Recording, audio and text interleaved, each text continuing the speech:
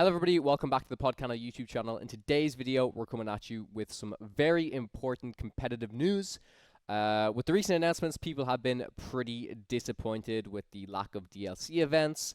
And yeah, we've been talking about it on the podcast this past couple of weeks. But fear not, straight from the Lorecast, we got some good news courtesy of Stephen Cooper, the senior tournament guy over at Ravensburger. So without further ado, let's jump straight into it. As you guys can see on the screen, we are getting more support for third-party events. Now, this graphic might be a little bit hard to follow along, but the main gist of it is they are changing the structure for the LCQs, the last chance qualifiers, which usually take place just before the European and NA championships. Previously, there were 32 additional invite spots that came out of these LCQs. This has been reduced down to 8. However, they've redistributed these invites to numerous third-party events, kind of to be announced. And the new thing that they're calling this is CCQs, otherwise known as Challenge Championship Qualifiers. So there's a lot to dive into here. It's great news overall, right? I think if they led with this announcement from Worlds, this would have been much better, because I think the goal of these CCQs is to try and have these run in areas of the world where maybe some DLCs aren't currently taking place. For example, the west coast of America. In Europe, there's no DLC. In France, there's no DLC within the UK. So really hoping we get to see some of these CCQs take place there. For some third-party events that have already been announced, there's a chance that they may become CCQs. And then, you know, even in the regions where there are DLCs, they haven't ruled out working with third-party organizers there as well. So, Kim, I would love to get your thoughts on it. And if you could let the people know as well, what are some of the additional things that are coming to these third-party events as well? They also mentioned some, like, additional prizing that's similar to the DLCs, right? Yeah, absolutely. I think one of the hugest things to mention is just huge props to the whole team at Ravensburger. Obviously, Coop mentioned that this was the plan going into season 3 of competitive play, Mm-hmm. that they brought it forward, which was huge because they actually were listening to their players. And I know a lot of us were really upset, and with there only being 3 DLCs in Europe and 3 in America, which is huge that they're doing these smaller events, and the fact that we're able to get the non-foil promos, which is insane. Mm-hmm. One of the massive things that if you're not able to travel to the DLCs, which are obviously there's none in the UK, so it's a lot harder for people to get to. And being able to get the non-foil promos if you're playing really well at the third-party supported events is huge. Not sure whether there'll be the Pegasus promo, one for everyone, or just for the top players, yeah. But I'm excited to hear what comes and what happens, and what if there'll be a prize. I doubt they'll be on the prize wall, or they'll probably just be for the top performing players. But it's huge news that if you're not able to make it to DLCs, that you'll be able to get the non-foil versions of the promos. Yeah, for sure. And like you mentioned, yeah, I don't know if, you know, there will literally be a participation Pegasus for every player. If it will be structured the same, that after 5 round wins for one of these smaller third-party events, if you get the Mulan promos, I'm gonna assume that's the case. But you know, that's potentially subject to change, or rather subject to confirmation. But yeah, this is a great change. However, I think if I had to rate this on a scale, I'm probably like an 8 out of 10 for how happy I am about this announcement and about this change. If I'm being honest, there's one or two things, of course, and this, in my opinion, this isn't even me nitpicking. This is some potential feedback just moving forward. Like, a lot of people I saw on the chat for the Lorecast were like, okay,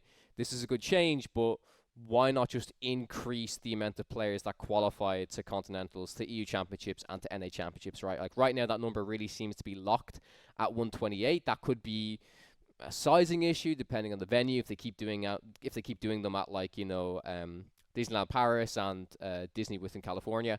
But I definitely think, in my opinion, you could increase the amount of players that are playing in the European Championship.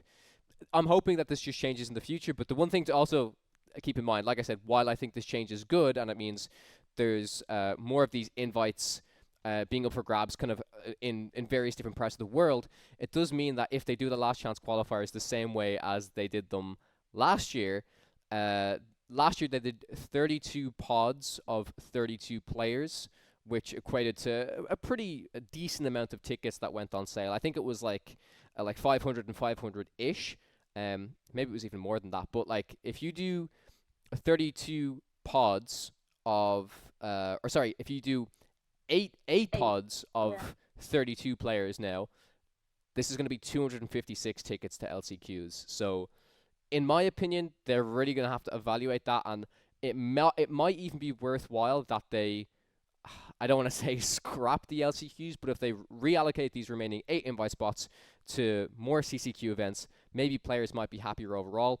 That's a difficult thing to discuss because maybe, the LCQs are a really important part about actually having like people present at the EU Championships. Like maybe they'll also get like attendee tickets and stuff to play the kind of side events. Like when we went to LCQs, like we didn't perform so well at them, but we still got to get like our Cusco promos, our Baymax promos, and it was still a great time, of course. But like I don't know, 256 players for LCQs, that just feels like it's going to be like pretty much impossible to get, and I feel like that might feel bad for some players, right? And maybe if they just straight up say, right, we're going to put all of these invites into CCQs for this season, that might be a better change. But yeah, overall, that's most of the news. I would love to hear you guys in the comments down below if you're excited about these changes, if you're happy, if you'd like to see anything improved over time. I have to echo what Kim said. Like, props to the team for really listening. I just wish it was announced a little bit sooner, maybe closer around Worlds, so we didn't have this like 2 to 3 week period of like doom and gloom from a lot of people and disappointment and stuff. But they've listened to us and they've made the changes. I'm going to go on to the next slide here, and Kim, do you want to talk to us briefly about the other announcement they made about the Southeast Asia challenges, if that's okay? So jumping straight into it, they announced 4 DLCs which are going to be taking place in Asia, leading into their own championship, and then obviously they'll have top players will have invites into Worlds and whatnot. So the first challenge obviously taking place in Singapore, November 29th of this year, leading on to challenge 2 in Hong Kong sometime between January and February. I'm sure they'll announce more probably at Singapore as time goes on. Mm-hmm. And then challenge number 3 in Taiwan between March, April, and then the last one in Philippines between May and June, and then obviously their championship in September of 2026. Probably after, I want to say, probably will be after the European Championship, if ours is the start of September. Yeah, it'll be interesting. I imagine that they'll probably want those championships on different weekends in case any players are overlapping or like people have qualified to this or that. Maybe it will be on the same weekend. We'll see. But the other important news about these DLCs, if you guys are in in this part of the world, is only English versions of cards can be played at these tournaments. No Japanese cards, no Chinese cards, I don't even think any like German, French, Italian cards. It was pretty much you have to use English cards for these regions. And I'm curious to see how all of this is going to actually work out because the game technically isn't released in these regions right now. So yeah, curious to see how that's going to happen. But like, it's just an overall expansion, more events, more tournaments, and it's cool because it means, in my opinion, like if someone is, I don't know, planning a trip to Singapore or Hong Kong, oh, like maybe I'll go play in a tournament as well.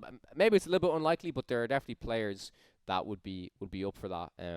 Yeah, it's great news overall. Absolutely, and even all like players in Europe who are from Asia and they're all like traveling home. It's great for them to be able to compete in their own country. I know Earl is really excited about the one in the Philippines, so it's actually great to see that Lorcana is becoming more of a worldwide community now, that everyone's getting the opportunity to compete. And obviously it's sad that we didn't get as many big DLCs in Europe and America, but with them bringing in the CCQ qualifiers, I feel like it's going to make everyone a lot more happy. For sure, yeah.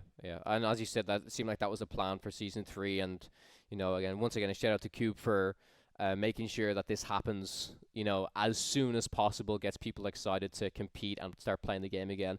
And it's just going to happen at a great time. Like, I'm super excited for rotation. I'm super excited for a completely fresh new meta. And It's going to be a great time. So that's pretty much all of the news that we have for you guys today. We wanted to make a quick video just discussing it because we just recorded the podcast. I didn't want to wait a whole week to kind of talk about this news again. But I will show the last slide that we have here, which just talks about some of the supported events they've announced already. One of these being the Firestorm Games event within Cardiff that Kim, Spessy, and Baker are going to be casting. There's a chance that may become a CCQ. If I'm being honest, I'm hoping a high chance since there are no DLCs within the UK. So I'm really hoping that that event will qualify to become a CCQ. There's another event happening in the UK similar to the Cardiff event on November 29th and 30th. Again, if that one's a CCQ, I don't want to say it makes up for not having a DLC, but it definitely helps. It definitely helps. So I would love to see that happen. And they've got Gen Con 2025, which Greg was talking about during the Lorecast. They'll have loads of announcements and stuff. This is going to be like their 2-year anniversary, which is pretty awesome. That's also when the Fabled reveals are going to start as well. So I think that's pretty much it. Like, last comments, Kim, we have Malmo Games Week, which also got a shout out during the Lorecast. We will be casting that. That's going to be like the last big Set 8 event before Fabled. Part of me wishes it was maybe part of the Fabled season, because then that maybe could have qualified for a CCQ, but I think it's going to be a great event nevertheless. The pricing is still super cool. Like, first place gets an uncut sheet from the first chapter. They get like flights and hotel accommodation paid for a DLC of their choice. And I think it's just going to be a great celebration to end the era that was like Set 1 to Set 8. So I'm super hyped for that. And Kim, do you want to tell us a little bit about the Ink Incorporated tournament that we are also going to be casting the week after in Baltimore in the US? Yes, so the Ink Incorporated tournament happening the 6th and 7th of September. One of the big events to bring in Set 9 of Fabled with rotation. I'm super excited to be casting among yourself and many other amazing creators and casters. So excited to learn from them and just see what decks come up with rotation and what this new meta will evolve into. Yeah, I really hope that event becomes a CCQ as well, because we're talking about all the European events, of course. I would love to see the events within America get some love as well. Would just love to see Ravensburger work with all of these amazing third-party organizers. And yeah, some great news, some great announcements.